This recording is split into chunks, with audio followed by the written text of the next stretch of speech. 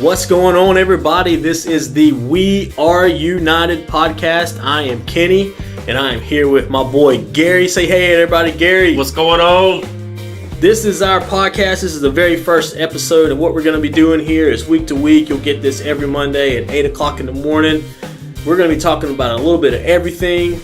Everything is on the table. Today, we're talking about sports and media, movies, comedies that we like, dramas that we like, biographical stuff, 30 for 30s.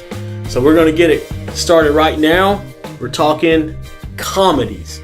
Gary, what is your all-time favorite, gotta watch it if it's on TV, sports comedy? Oh, man, there's so many to choose from. I mean, just, where do you start? I'll tell you where I start. Major League every time. Major League is probably like my favorite funny sports movie of all time. It's really hard to beat, what's his name? Euchre. Bob Euchre. He does the play-by-play for the Indians in the movie. Everything he says is quotable. Everything he says is gold. it's one of my all-time favorite movies, man. Everything he says, I'm dying laughing the whole time. Every character. I mean, that movie's been out like 30-something years now, and it's still funny. It's on Netflix. I'm wearing it out. I've probably seen it 10 times since it hit Netflix. Yeah, doesn't get old. And then they followed up with Major League 2, which I thought was just as funny. It didn't do as well in the ratings as the first one did, but I think both of them are good.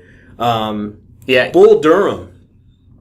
Bull Durham is awesome. Love Bull Durham. I mean, talk about quotable movies. I mean, everything that Kevin Costner says to Nuke Deluche is just gold. I mean, everything from calling him meat and telling batters what he's throwing. I mean, it is quality stuff, man. Definitely. Couple of them, man. Dodgeball. Oh, yeah. Dodgeball. Dodgeball is the stupidest movie, but I can't not watch it. If it's on like TBS for the 10th time, I will still watch it.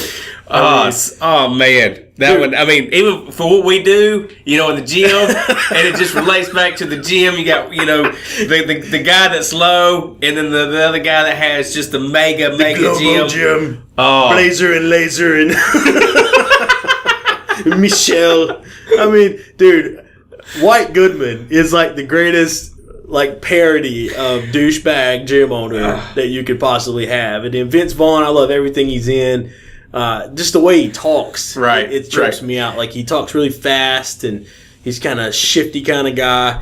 Dodgeball totally works. I mean, everything that Rip Torn does in that movie, like Patches O'Houlihan, the 5 Ds of dodgeball.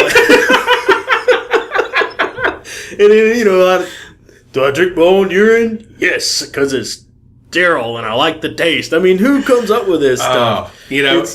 If you go with people like them, I love them. Will Ferrell. Yeah. So you got Talladega Nights, kicking and screaming. Blades of Glory. Dude, I forgot about kicking and screaming. Oh my gosh! I remember when I opened up first thing that with my daughter. That was classic. I just want my mother flipping latte.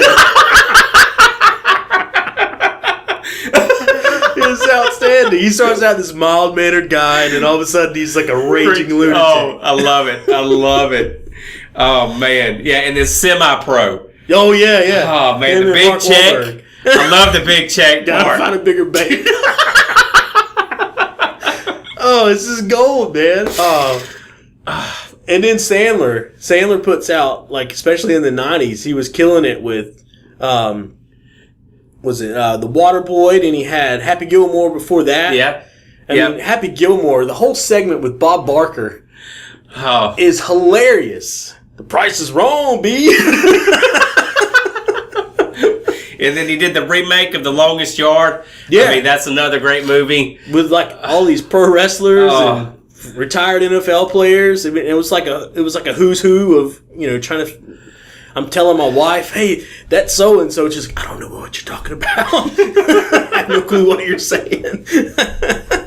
Oh, man, yeah, you could laugh for hours, man. Cool Runnings. I forgot all about that. Yeah, John Candy. Yeah, with the Bahama bobsledding team. Jamaican bobsledding. Jamaican bobsledding. Yeah, that was great. That's some good stuff, man. Some good stuff. A lot of those don't come on much. No, I mean that was kind of faded out, but like I tell you what does come on a lot now that I watch with my kids. Now that they're a little bit older, is The Sandlot. Oh, The Sandlot is my jam. I mean that L7 weenie and Killing Me play Smalls. ball like a girl. Yeah, it was on the other night. The Sandlot too, but sometimes I like to stick with the originals. I don't even think I've seen Sandlot. Yeah, you got to stick with the originals. And then I know one movie, actually Top Gun come on the other night, and I was like, man, I would love to see Days of Thunder. Oh, I have Days of Thunder on DVD at the house. I own 5 DVDs, and that's one of them. Oh my gosh, man. The part where they're going to the dinner to talk, and they both get rental cars, and they beat the hell out of each other. I mean, it doesn't get any, and then they're in the hospital and they're in the wheelchairs racing through the halls. It's so stupid. Oh my But you're like, I can totally see these two guys hate each other that much. Oh man, Rubbin's racing. That's the best line in the whole movie. Cole, he didn't bump you, he didn't nudge you, he rubbed you. And Cole running is racing. Tom Cruise like, I need to pit. No, you can't. I need to pit. No, we're having ice cream.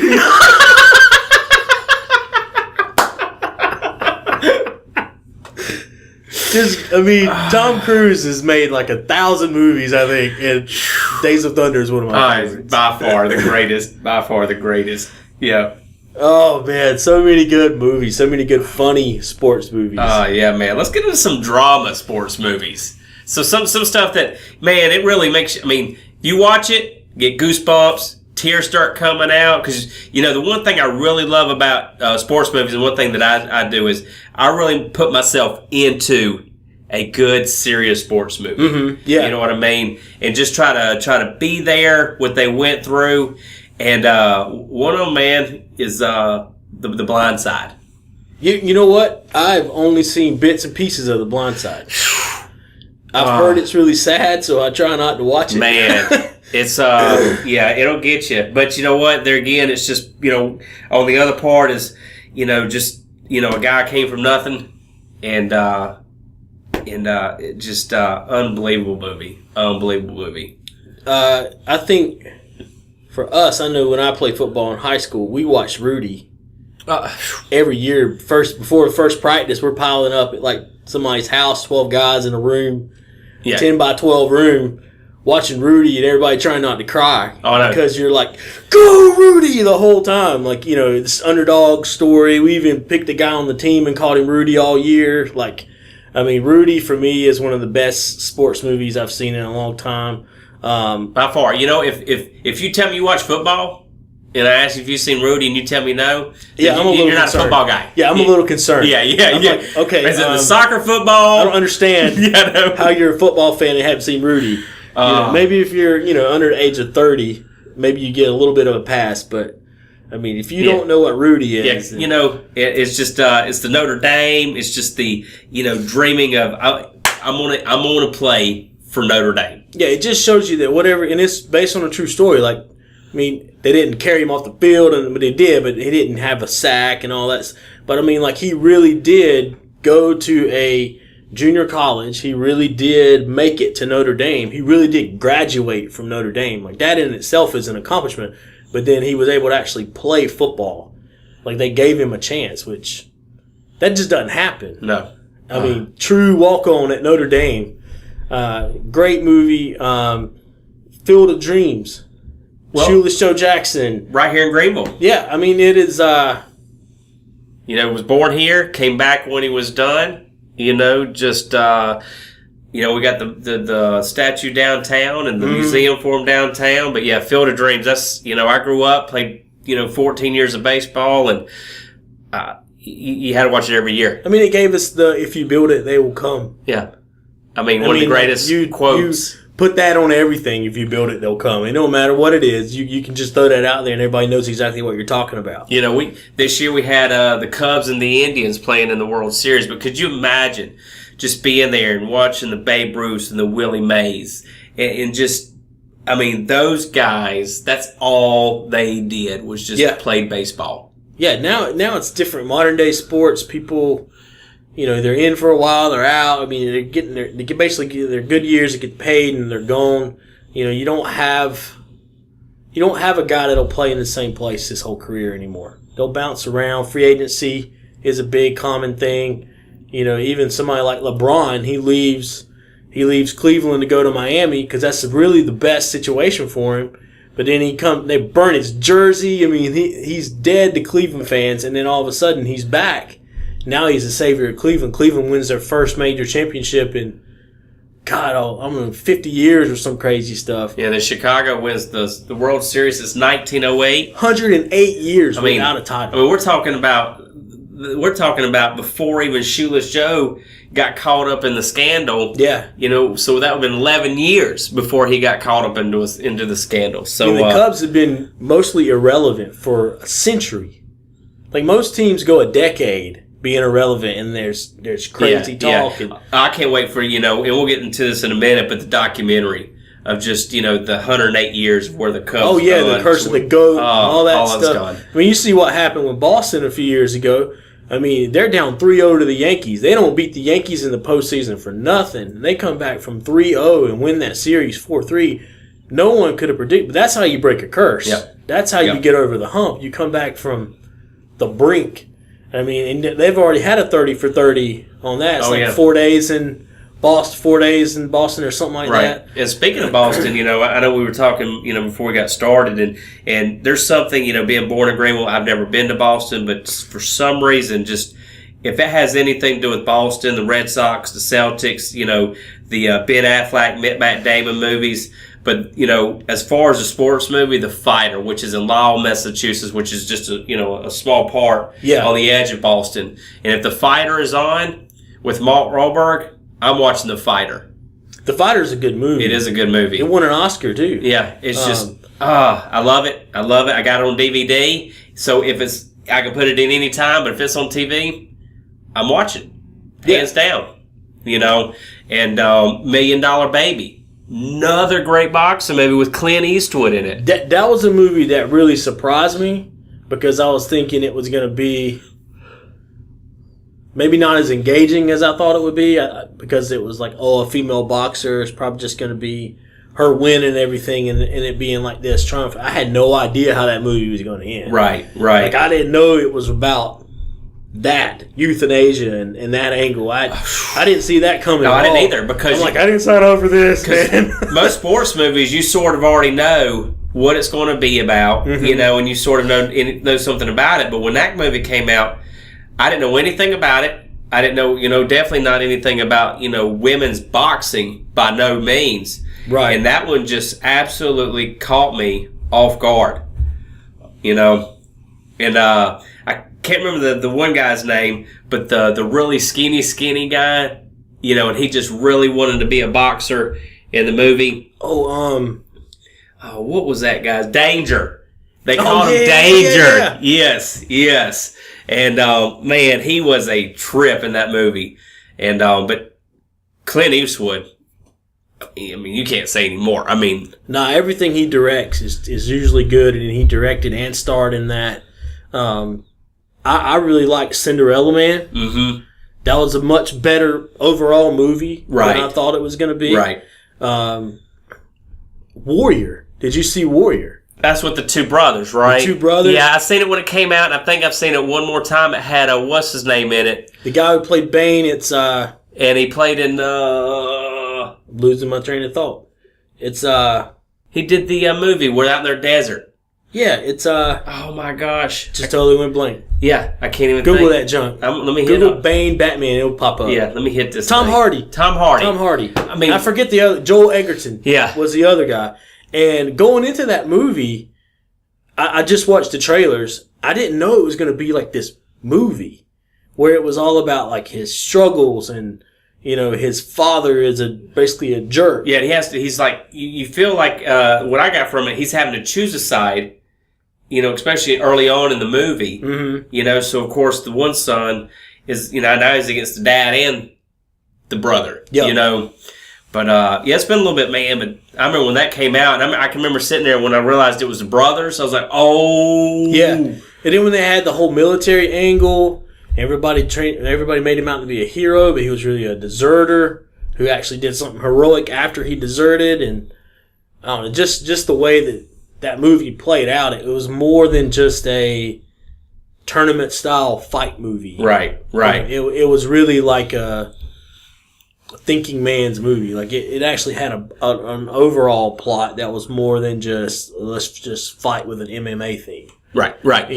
And Rocky, we're not going to get into that tonight. Rocky's a whole other podcast. Yeah, you can spend weeks talking about Rocky. So, everybody's probably going, Rocky. Yeah, I mean, we could sit here for an hour. Right. And go 1 through whatever it is now. I mean, you can now add Creed to that list. Exactly. And we could talk for easily an hour about how each movie is good in its own right. And, I mean, one of the best soundtracks ever. I mean, just as a whole. Yeah. If we talk anymore, it's going to be the Rocky podcast. All right, so I'm going to throw this one at you. We Are Marshall. We Are Marshall. Really good movie. Favorite scene. They're all deciding whether or not to bring back football. Mm-hmm. Walks in. Says, I got something to say. And he says, not right now. And he says, well, they do. Mm-hmm. Walks over to the window. And goosebumps. Little tear. And it just, oh, man. Just Matthew McConaughey. That's your boy. That's my boy. I know, that's your boy. That is my boy. So if he's in a movie, I'm watching it. Right. You know what I mean? But Jack LaLanne, oh man, he just knocked it out of the park. I mean, knocked it out of the park. Talk about Goosebumps. Remember the Titans? Yes. Another movie that it's a Disney property. You're going into it thinking it's just a feel good kind of funny movie. And it was. I mean, it did have its but it was a really good depiction of the times. An all-white school that's now being integrated, and how the story of everybody coming together. It's a feel-good kind of story. Denzel Washington gives a good performance in that movie. And then you had I forget his real name. But he played the other coach. He's in everything. He was in Armageddon and a bunch of other movies. But the way they played off of each other, their relationship as it changed over the course. And then I had no idea that Bertier was going to get in that car accident. That was I was like, what? What happened now? He's paralyzed. And then when he comes in and he says, the nurse looks at Julius and he says, only family. He says, can't you tell that's my brother? And that's just one of those cool little lines that Remember the Titans is going to be one of those movies that holds up against time, kind of like the way The Sandlot does or Rudy does, like Hoosiers. That's a classic. Man, growing up, I couldn't watch that movie enough. And I just at that time when I was a kid, I couldn't get the mindset that it was, during that time period. And, but I just couldn't get enough. And I think, to me, growing up playing basketball for a very long time, I was always a 3-point shooter. Mm-hmm. And then, of course, that half 3-point line. So that mesmerized me as well, and they were playing, and especially when, he's in his backyard, he's sitting there and he's shooting and there's no net. Good old country boy. Mm-hmm. And, and it's just about the 1954 state championship. I mean, it's just in Indiana. Just, great movie. Glory Road. Glory Road. Yeah. Integrating in a time when nobody wanted to do Deep Texas. He decides to play in the national championship game to start 5 African-American players. Against Kentucky. I mean, no one did that back then. Nope. You would barely get them on the court.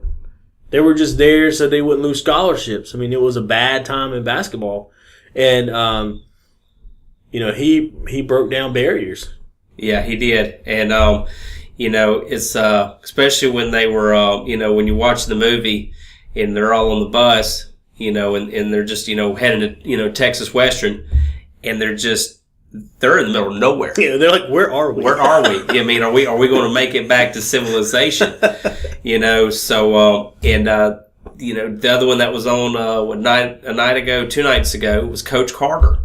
Oh, yeah, Coach Carter. And I love Coach Carter because what it is, this year I helped with coaching high school football. And, when he has them in, everybody's going to wear a suit on game day. Mm-hmm. I mean, that's just, it's so much more than just basketball. It's teaching these guys how to be young men and saying, hey, look, all this stuff comes, and then if it comes, then we get to play basketball. You remember he locks the gym out. Yep. Because their grades had gone down, and he's like, look, unfortunately, he taught, he showed them that is you're not given to play a sport. Mm-hmm. It's a privilege to be able to play a sport. Coach Carter was one of those movies I thought was going to be just very typical turn it around kind of movies, where you got the dumpster fire of a program, and then the coach comes in and magically makes it better.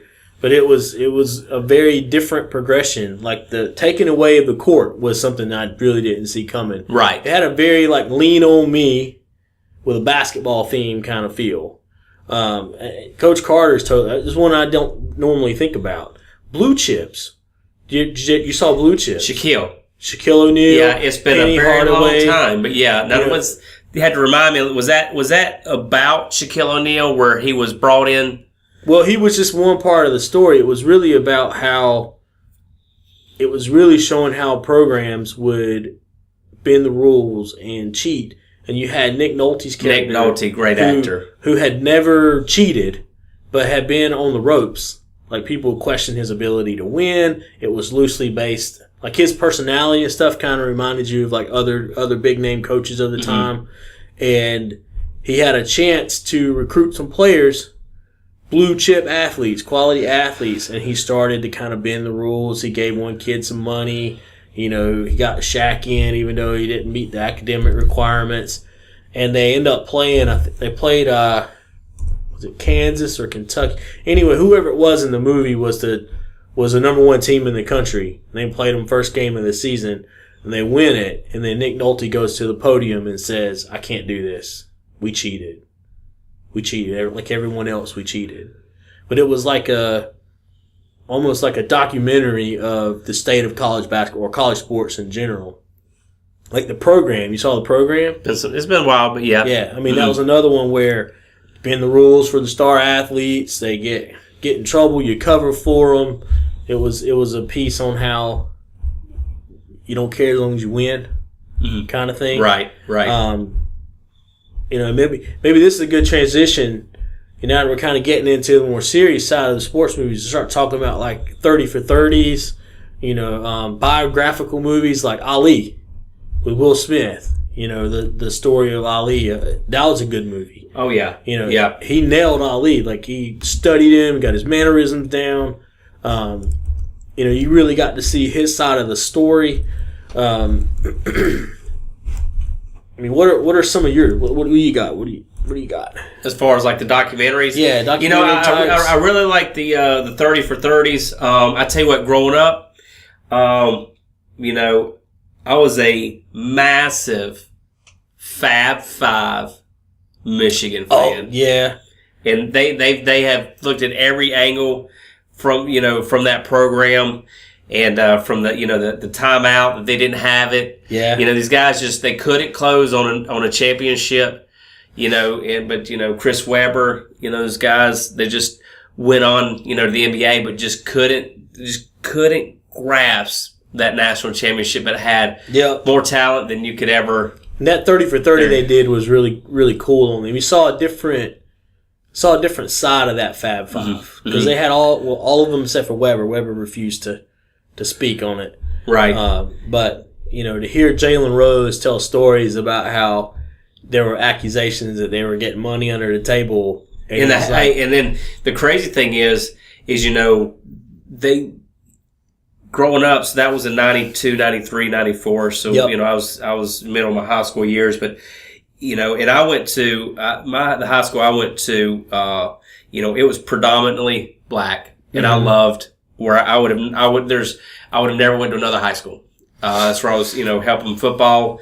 I'll be going on Friday, and I'm going to go out there, and they want me to film the wrestling, and definitely proud to say where I went to high school. And but when you see watching that, the absolute hate mail that they were getting. From alumni, from the alumni, not from other schools. No, the from Michigan alumni. alum. Yeah, pull your shorts up, and I mean inward. Oh my gosh! I mean, and that's just stuff that heart-wrenching. You don't get that side of it back then. Technology isn't where it is now, and you just knew them as punk kids from Michigan.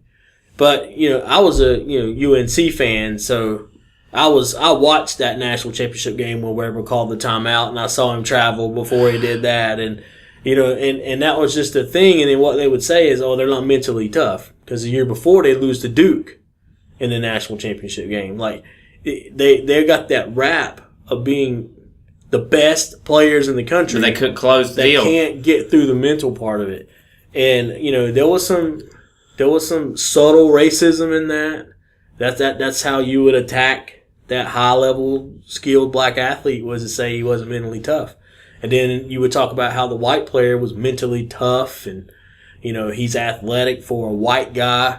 Like it was a tough time for them to be in college, but they are the reason why we have college basketball the way it is right now. I mean, even as simple as the long shorts. The long shorts, the black socks, the refusal to do things normally. Right. But when you talk to their coach would say, hey, these guys were great kids.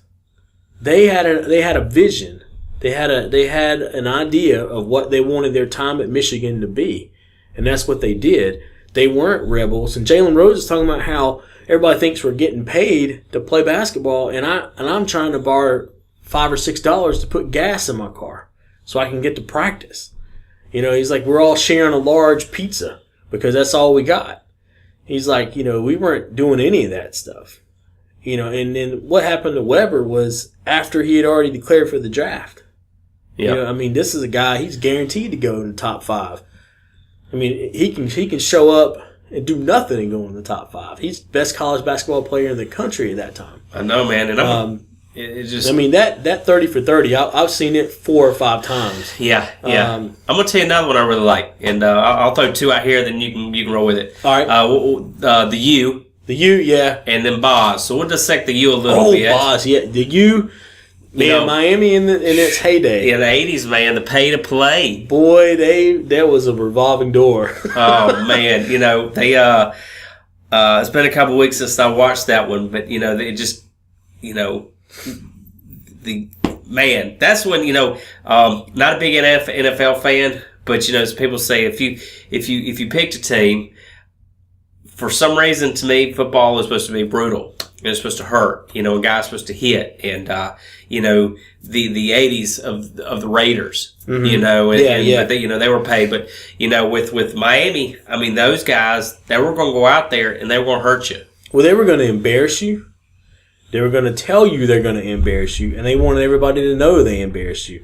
You're talking about the cockiest people on the entire planet all play at the University of Miami.